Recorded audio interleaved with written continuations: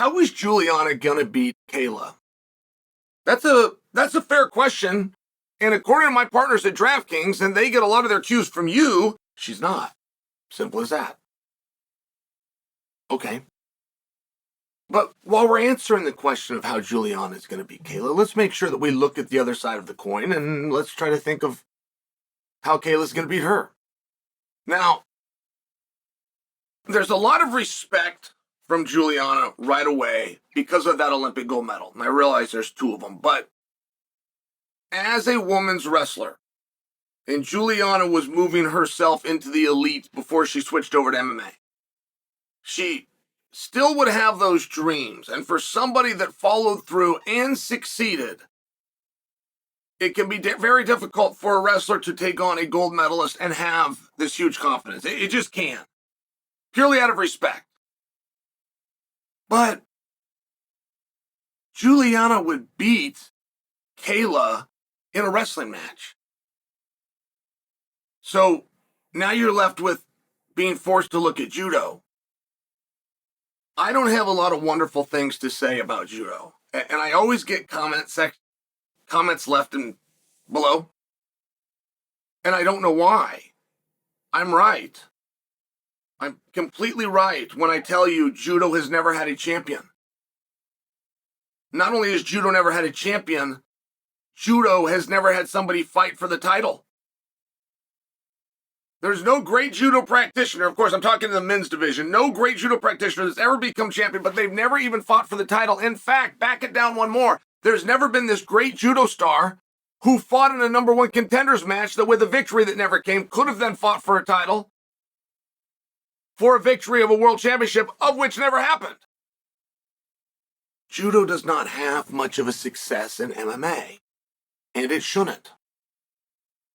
Sambo gets one piece of recognition in MMA, and that's from Khabib, because Khabib, out of respect, told everybody that he did Sambo.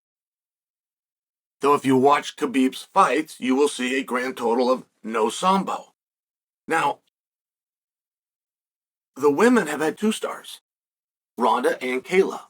And Kayla is a star, whether she goes on and gets the belt or not.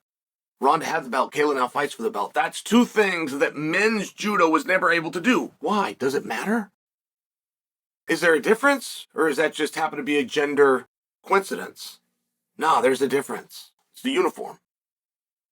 Judo relies so heavily, almost exclusively, on you having a jacket. And it's not just to grab. That's what your untrained eye tells you, that it's to grab. What your eyes aren't telling you, it's a lack of friction. If you touch a body that's sweaty and slippery, you have no friction. You can go ahead and grab something. You can hook a guy by his lat. You can hook a guy by his elbow, by his arms. Wrestlers do it all the time. But wrestlers will train in a training situation when the wrestling room gets hot and the guys get tired. They pull their shirts off, throw them down, they start wrestling in nothing but shorts. That is a 100% everyday occurrence in every college wrestling room in the country. At some point in that workout, they're going to lose their shirts. So if you come into MMA and you wonder why wrestlers are so effective, it's what they train for. If you wonder why judo is not, it's because they lose the jacket. If you wonder why, to a degree, women's judo is, it's because of the clothing that they're forced to wear on top. Now, I'll give you an example because I was very excited to see it.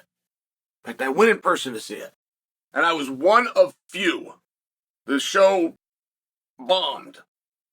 But it was Super Bowl weekend, and it was Ronda Rousey versus Sarah McMahon. And what I was so curious to see is how Olympic judo versus Olympic wrestling is going to do. And those two ladies locked up one time. And Sarah got control, pushed her in the fence. Like, Sarah did not mount any offense. She just locked up, and just with the strength that Sarah had as a wrestler, not just some girl doing MMA, which is what it was at the time. There wasn't a lot of decoration behind these people at the time. Sarah pushes her into the fence. Ronda takes her knee, puts her right in Sarah's liver, and the fight was over. I mean, the opposite of what we expected, but of what I personally wanted so badly. I personally wanted these ladies to get a grappling exchange going. One of them go for the move, one of them try to counter it. If we get to the ground, who can hold position, who can defend, scramble, get back up, or reverse position. I wanted to see that, and we didn't get to. Now, Juliana can take you down. She mixes in her strike, she changes elevation, and she tackles you. She comes in like she's going to strike. She waits for you to attack. She changes elevation, she makes her entry, and she tackles you. It's the one thing that Juliana did not do in her last fight with Raquel Pennington, and a lot of people had a big problem with that fight. The judges had a hard time scoring that fight. The audience had a hard time accepting the outcome of the fight. But the one thing that was missing was that shifting of gears by Juliana. Juliana, the first time that she beat Amanda, she outworked Amanda. Amanda realized, I'm in a fight way harder than I prepared to be in. And that is what makes you unravel and crack mentally. Amanda, going into her next fight, knew how hard this fight was going to be, and she was mentally prepared for it. So what I'm submitting for you is that if you just go back to the last fight of Juliana and you think those are the skills that she's going to bring against Kayla, and you have a hard time in your eyes mind, a hard time imagining how those skills are going to beat Kayla's, I just want to remind you, that was a one-off performance. Juliana stayed on her feet. She chose to fight standing up. She won a fight standing up. She's better on her feet with her punches and kicks than people knew. People said for her to beat Pennington, she must take her down over and over and control her there. She didn't do any of those things, but she still won. Now, when it comes to Kayla, can Juliana take her down? Yes. Is there anything about judo that there's a concern to take her down? No. No. Judo is not blessed with a base of defense if somebody's in on your leg, legs, or hips. When they get to the ground, is this submission from judo going to be a threat? Of course not. Is Kayla going to get back up or try to survive on the ground? There's the million-dollar question. There's the question. I believe one of Juliana's great strengths, I think Juliana, who's the better wrestler, is going to have a hard time wrestling Kayla. Who the best wrestler is, even if there's a gap there, you can rinse out with just a couple of tactics of MMA. For you to be guaranteed to take somebody down and do it repeatedly, your wrestling has got to be a very demonstrous discrepancy. And I don't think these two ladies is. I don't think so.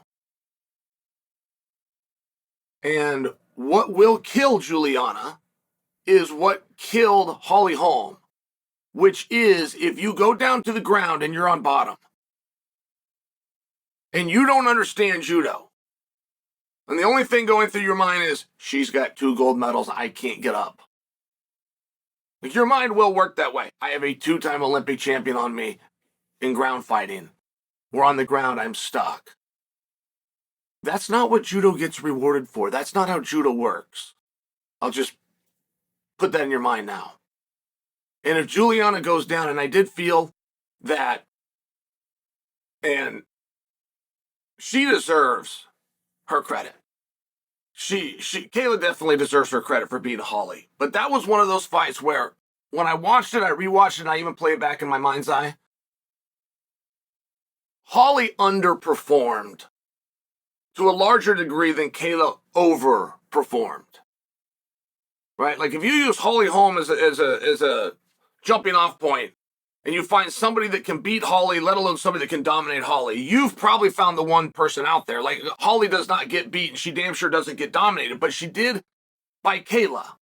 And I don't think it's because Kayla was a master of those positions. I believe those positions specifically intimidated in that moment Holly, and that Holly did not bring her best version of herself, but it still remains the question.